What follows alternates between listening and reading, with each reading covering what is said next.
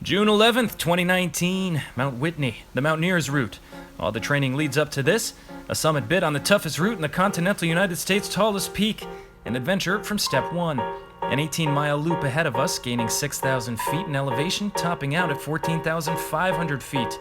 Overcoming my swollen Kardashian lips from last week's sun poisoning and the illness that followed, it was Tim's first 14er and Paul's third attempt on the peak. There we were, a trio of flatlander urbanites in America's least forgiving terrain after a winter of record snowfall, setting our sights on her, America's skyscraper. Famous naturalist John Muir originated this trail in 1873, calling it the ideal route for the succulent people.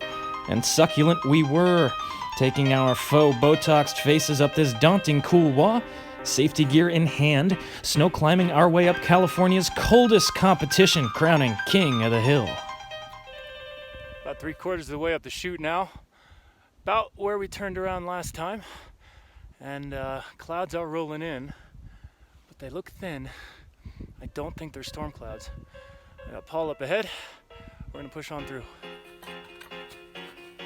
It ain't easy to capture the grandeur of the ascent from a handheld iPhone 7, but trust that this trail was a grade A certified backdrop for the intermediate Peakbagger, leaving us in high spirits as we reach the most difficult section, a junction choosing between a tricky traverse, seen here, and a wall of winter wonderland they call the final 400, our chosen path. An excellent morning exercise for the cruising altitude mountaineer, requiring tools, technique, and tenacity, and well worth the years of work it took obtaining them to earn our climbing stripes. Finally, cresting slope to summit yielded a balance of celebration and relief. All to-do lists and petty stresses aside, securing survival is the occasion. Each impulse to persevere matters here. Isn't that why we climb? And if you don't, maybe you should consider it. Welcome to the top of America's lower 48. Being here conjured another John Muir quote, "We are now in the mountains and they are in us," kindling enthusiasm, making every nerve quiver, filling every pore and cell of us, especially our faces with zinc oxide. Mount Whitney, tallest mountain in the contiguous United States of America. This was a highly emotional summit. Paul flew in from Chicago. I had this weird lip thing, was under the weather, had a fever yesterday, was able to pull through. That last pitch there was a challenge, but we got here. Thanks for sharing it with me.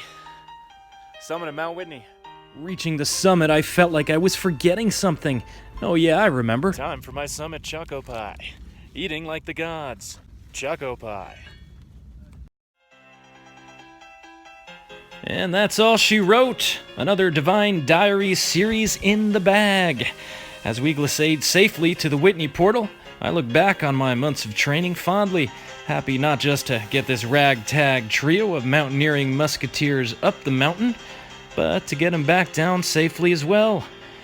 So until next time, signing off, Devine Diaries from Mount Whitney.